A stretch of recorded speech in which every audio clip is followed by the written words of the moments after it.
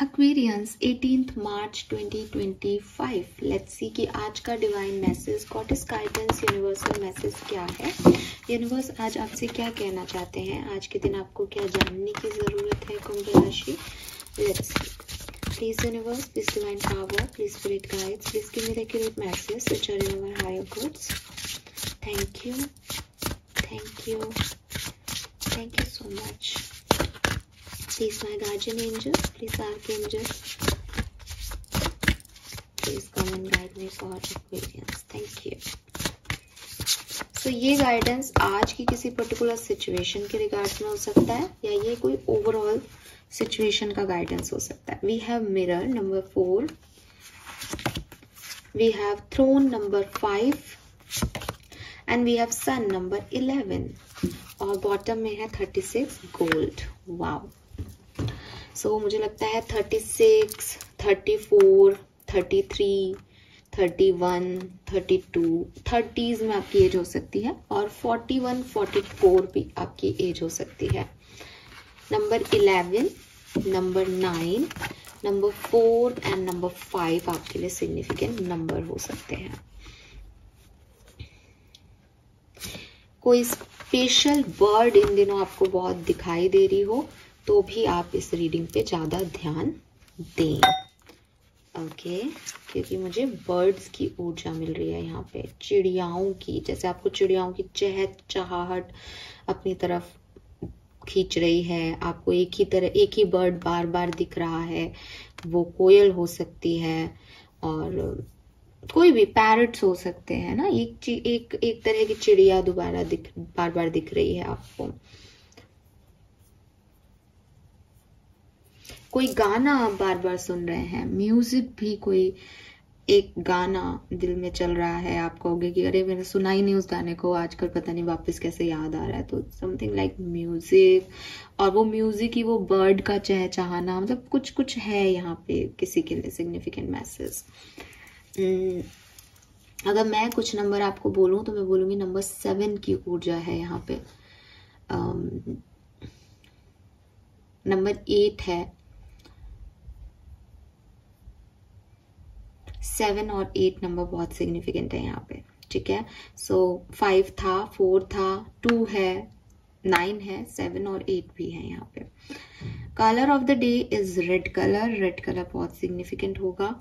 अगर मंगल की महादशा में है तो, क्योंकि आज का दिन मंगलवार का है, ये साल भी मंगल का है, तो रेड को अवॉइड करें। रेड एंगर बढ़ा देगा आपके अंदर, तो रेड को अवॉइड करें। लेकिन कलर ऑफ द डे मुझे रेड दिख रहा है। आप रेड को बहुत ज्यादा लाइफ में जगह नहीं दें, उससे गुस्सा बढ़ता है, उससे एक हाइपरनेस बढ़ जाती है, जल्दबाजी में इम्पल्सिव रिएक्शंस होते हैं, तो तब रेड को जगह ना दें। लेकिन अदरवाइज रेड कलर है। ठीक है, बाकी आप कुछ भी यूज कर सकते हो।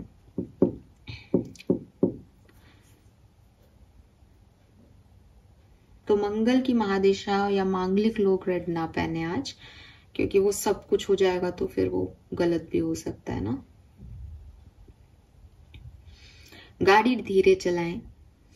ठीक है, जो भी लोग ड्राइव करते हैं वो ड्राइव आज स्लो ही करें तो अच्छा है। ओके, मैसेज क्या है कार्ड के।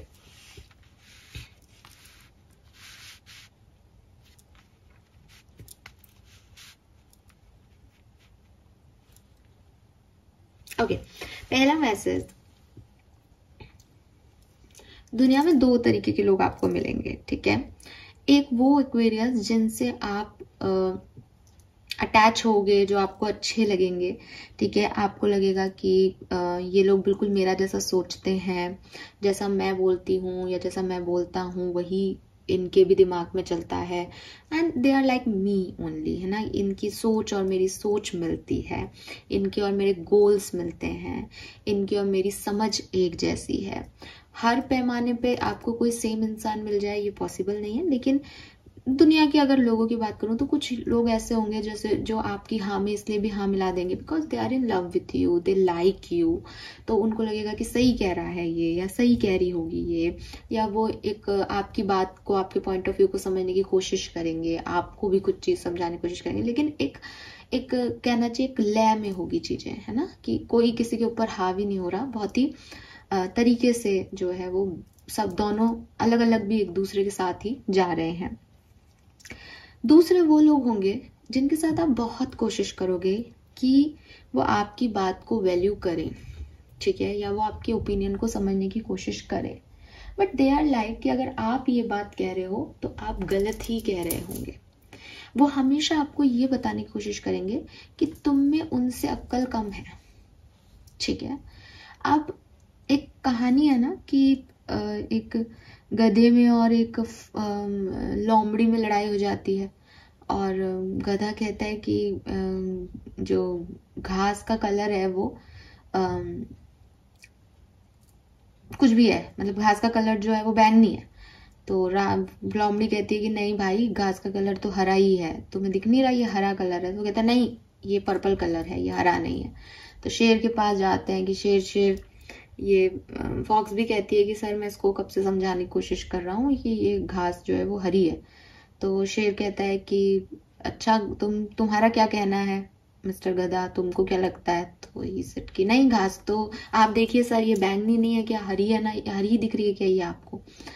तो शेर थोड़ी देर सोचता है और कहता है कि हाँ बिल्कुल सही कह रहा है गधा, बिल्कुल सही कह रहा है कि घास जो है वो बैंगनी है। लोमड़ी तुमको समझना चाहिए कि घास बैंगनी है, और गधा जीता, तुम हारी, अब जाओ अपना अपना काम करो। तो गधा खुश होकर चला जाता है कि देखा बैंगनी है घास, तुमको कुछ पता तो है नहीं, चला गया। अब जो वो फॉक्स थी वो उस राजा से कहती कि आपको सच में लग रहा है कि ये घास, बहुत डरते डरते पूछती है कि राजा जी मैं सिर्फ एक लास्ट टाइम आपसे बात करना चाह रही हूँ कि आपको सच में लग रहा है?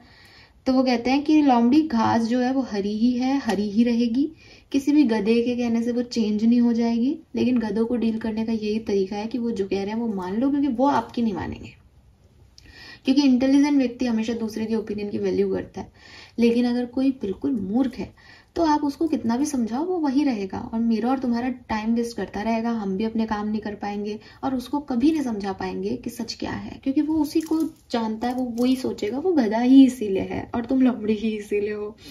तो यही चीज है कि ये जो सेकंड टाइप के लोग होते हैं ना दुनिया में, जो आपकी बात को, जो आपके ओपिनियन को कभी समझना ही नहीं चाहते, वो हमेशा क्रिटिसाइज ही करते हैं आपको, इन लोगों से डील ऐसे ही करना चाहिए कि वो जो कह रहे हैं आप एक बार ट्राई करो कि देखो मुझे ऐसा लगता है, एक बार मेरे ओपिनियन से, मेरे परसेप्शन से आप देखने की कोशिश करो, आपका भी कोई परसेप्शन है तो मुझे बताओ, मेरे पास उसका भी आपके लिए आंसर होगा।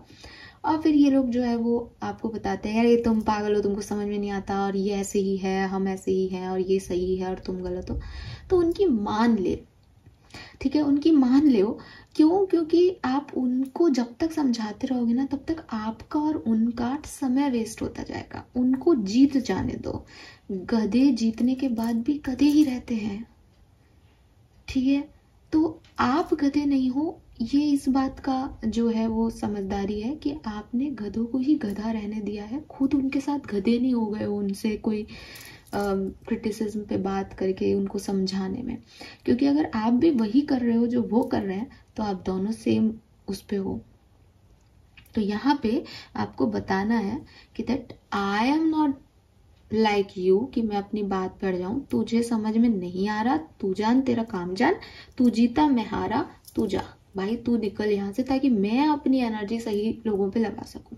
और फिर जाना है उन लोगों के पास जो समझते हैं, जो वैल्यू करते हैं, जो थोड़े से दिमाग रखते हैं, और वो ओपिनियटेड लोग हैं, वो किसी पुरानी ट्रेडिशन वे में अपनी बातों को नहीं रख रहे, वो समझने को तैयार हैं, नए लोगों को देखने को तैयार हैं, नए ओपिनियन को जानने को तैयार है, खुद को मॉडिफाई करने को तैयार है, जो आज के लोग हैं, ठीक है। उन लोगों के साथ आगे बढ़ो जिनका कोई गोल है, जिनके कोई ओपिनियंस हैं, जो जिंदगी में कुछ करना चाहते हैं। उन लोगों के साथ नहीं जो पुरानी ढर्रे पे चल रहे हैं, अपने आप को प्रूव करने की बस कोशिश कर रहे हैं और वो देखना ही नहीं चाहते। बिकॉज अगर इस यूनिवर्स का एकमात्र रूल या प्रिंसिपल चेंज है कि change is the only constant thing, ठीक है, तो फिर उनको ये समझना ही पड़ेगा कि बदलाव तो हर चीज में आएंगे, सोच में भी बदलाव लाने ही पड़ेंगे। आप हमेशा एक ही तरह की सोच के साथ नहीं रह सकते कि आप कह रहे हो कि हाँ मुझे पता है कि चेंज तो होता ही है सबकी जिंदगी में, परिस्थितियां बदलती रहती हैं, परिस्थितियों के साथ हमें बदलना पड़ता है। आप इतनी बात तो कर रहे हो और जब आपकी सोच है तो आप वही बोल रहे हो नहीं लड़कियों को तो ऐसा नहीं करना चाहिए, या फिर नहीं हिंदू धर्म और मुस्लिम धर्म का ये प्रॉब्लम है। क्यों क्यों ट्रेडिशनली आप क्यों पास्ट की बातों को उठा रहे हो? जब बदलाव है तो बदलो खुद की सोचों को। तो वही चीज है कि जो ऐसे लोग होते हैं इनसे दूर रहो, ये आपका टाइम वेस्ट कर रहे हैं, इनके कोई फर्क नहीं पड़ रहा है, ये तो वो जो है वो ही रहेंगे, आपका टाइम वेस्ट हो रहा है बिकॉज आप उस टाइम में कुछ और कर सकते हो। तो आपको जाकर के ऐसे लोगों के साथ आगे बढ़ना होगा, एक्वेरियस, जो आपसे इत्तेफाक रखते हैं, जो अपनी सोच को बदलने को तैयार है, और सबसे बड़ी बात जिनके साथ घुल मिल के आपकी भी सोच में कुछ नया परिवर्तन आएगा, आप भी अपग्रेड होंगे। ठीक है, और उनके साथ एक अच्छा गोल सेट करो, पार्टनरशिप करो और लाइफ में आगे बढ़ो। अगर आपको लगता है कि दुनिया में सारे गधे भरे पड़े हैं, हमें किसी से बात नहीं करनी, हम अकेले रहेंगे, ये फिलॉसफी भी यहाँ पे गाइडेंस आ रहा है कि गलत है। आपको ऐसे लोगों का चुनाव करना पड़ेगा और मिलेंगे, सब एक से नहीं है, आप भी तो हो ना इस दुनिया में, तो कोई आप जैसा और भी होगा जो गोल ओरिएंटेड होगा, जो आगे बढ़ना चाहता होगा, बिजनेस की बातें करता होगा, या जिसका सपना होगा कोई बड़ा। तो ऐसे लोगों के साथ जुड़े और अपने आप को भी अपग्रेड करें और सामने वाले की भी परिस्थितियों में तब्दीली लाएं। ठीक है, दूसरा मैसेज यहाँ पे आ रहा है कि कहते हैं कि एक अच्छे शरीर में एक अच्छी सोल जो है वो रहती है, क्योंकि जब हम कहते हैं ना कि यार इस व्यक्ति का घर इसने बहुत अच्छे से मेंटेन कर रखा है, इसका मतलब उस घर के लोग जो हैं घर को मेंटेन करने में बहुत हेल्प करते हैं, या उनके लिए वो घर जो है वो मंदिर है उनका। ठीक है, ऐसे हमारी सोल कहाँ रह रही है? हमारी बॉडी में रह रही है। तो इस बॉडी को भी थोड़ी सी अवेयरनेस चाहिए, इस बॉडी को भी थोड़ा सा आपको ध्यान रखना पड़ेगा। आप ऐसे नहीं कह सकते कि स्पिरिचुअलिटी कहती है कि मेडिटेशन करो तो सिर्फ हम सोल का ख्याल रख रहे हैं। डेफिनेटली अगर आपकी एक हेल्दी सोल है तो आप अपने शरीर का भी ध्यान रखोगे ही रखोगे। ठीक है, लेकिन अगर आपको ऐसा लगता है कि मैं शरीर का नहीं सिर्फ सोल का ख्याल रखूं, तो यहाँ पे भी आप गलत हो। यूनिवर्स चाहते हैं कि सोल को एक अच्छा, पवित्र, खुश मिजाज, फिट शरीर जो है मिले, ताकि उसको रहने में तकलीफ नहीं हो। किसी का बीपी बढ़ा हुआ है, फिजिकली उसको टेंशन हो रही है, तो सोल कैसे हैप्पी, इनर चाइल्ड कैसे हैप्पी? हो ही नहीं सकता। तो जब तक आप हेल्दी बॉडी से नहीं हो तब तक सोल से नहीं हो सकते, और जब तक सोल से नहीं हो तब तक बॉडी से नहीं हो सकते। ये एक दूसरे पे डिपेंडेंट चीजें हैं। ठीक है, घर साफ सुथरा नहीं है तो आप खुश कैसे रह सकते हो? गंदगी में आप कैसे सो सकते हो? गंदगी में आप कैसे सांस ले सकते हो? तो और आप की सांसें ही नहीं है तो घर का क्या कर लोगे? तो ये अगेन मैं सिर्फ इसको बताने के लिए आपको बता रही हूँ कि दोनों चीजों की अपनी अपनी वैल्यू है। यहाँ पे आपको कहा जा रहा है कि आप अपनी बॉडी पे थोड़ा सा ध्यान दें। अगर आप एक्सरसाइज नहीं करते हैं तो ज़रूरी है कि थोड़ा सा वॉक कराएं सुबह शाम जब भी टाइम मिले। ठीक है, देखो आजकल की लाइफ स्टाइल ऐसी है कि हाँ नहीं मिलता होगा टाइम। ठीक है, घर वाले भी कहते हैं कि जो पढ़ रहा है कि तू पढ़, पूरी दिन पढ़ पढ़ के करो, लेकिन दिमाग थक जाता है। तो जब आप खाने का टाइम निकाल रहे हो, जब आप खेलने का टाइम निकाल रहे हो, या आप मोबाइल देखने के लिए टाइम निकाल रहे हो, तब थोड़ा सा कि मैं 15 मिनट एक आसन में बैठूंगा, तो कोई भी योगा आसन आप कर सकते हो।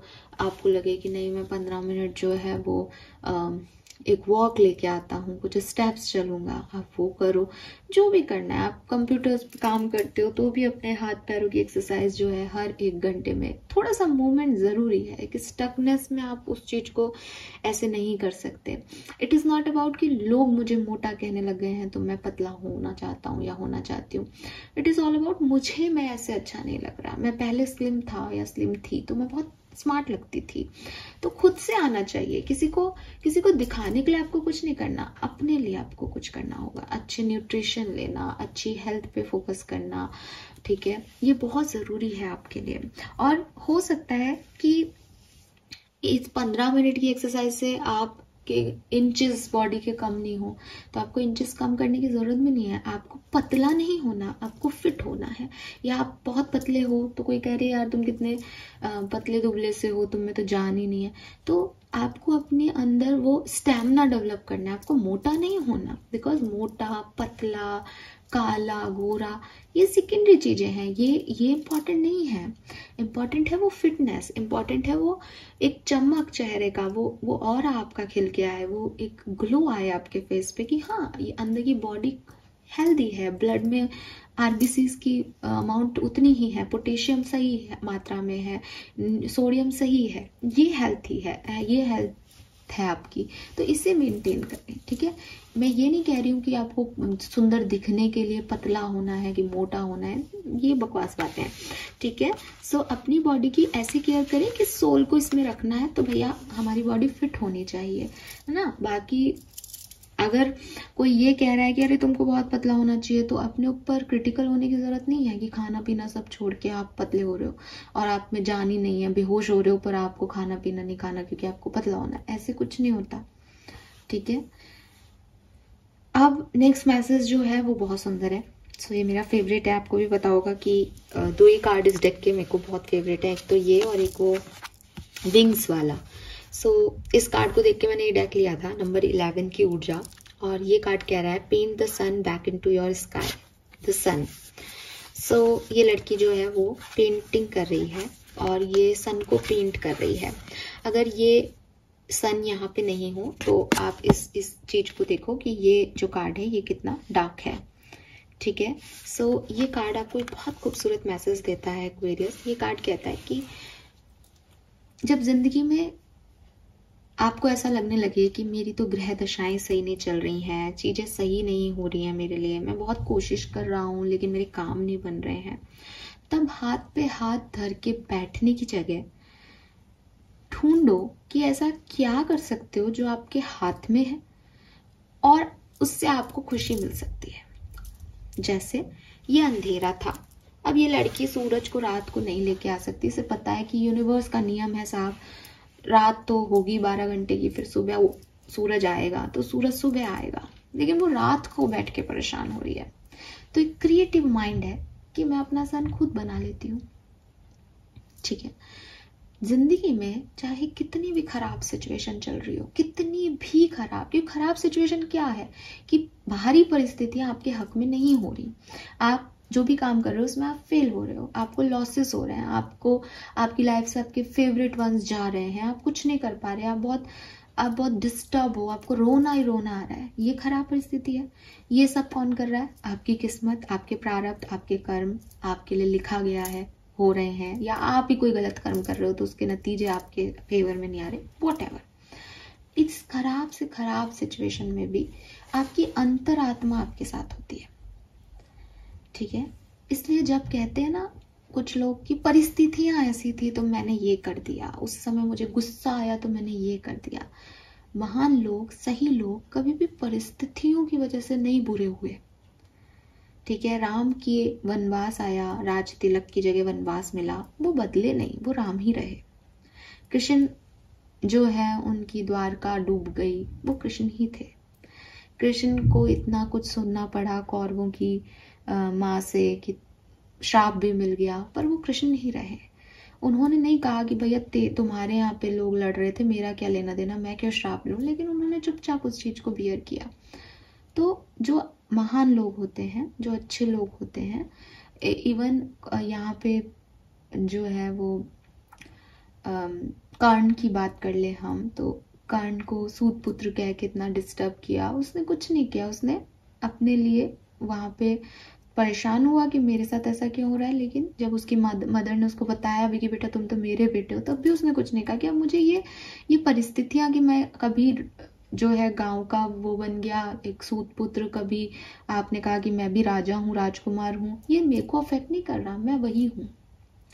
हरिश्चंद्र जी राजा थे, राजा से वो भिखारी हो गए, उन्होंने अपने बेटे की चिता को आग देने के लिए इतना कुछ किया, वो नहीं बदले, वो फिर भी दानी ही रहे।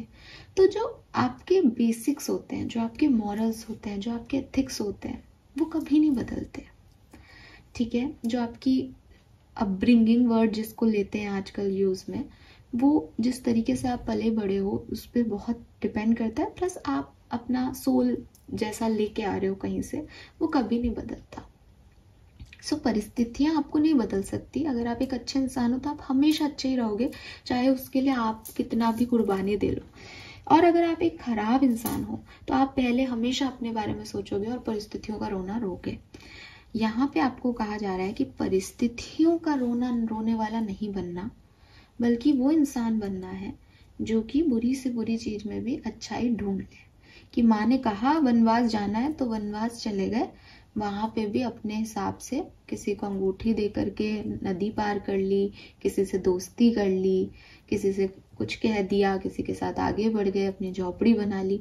अब वक्त तो खराब भी है, लेकिन फिर भी राम और सीता ने वहां अपने आप को जिया। और आज हम सब देख के अच्छा इन्होंने ये भी किया था, अच्छा ये भी हुआ था, अच्छा ऐसे भी मिल गए थे सुग्रीव जी, तो हम देख के अच्छा ऐसे हो गया था। लेकिन जिसने उस चीज को जिया उसने तो उस डार्कनेस में अपने लिए सन क्रिएट किया था। उस समय जहां लग रहा है कि कोई भी कुछ भी खिला देगा, वहां शबरी ने चक चक के बेर भी खिलाए तो खा लिए, झूठे भी।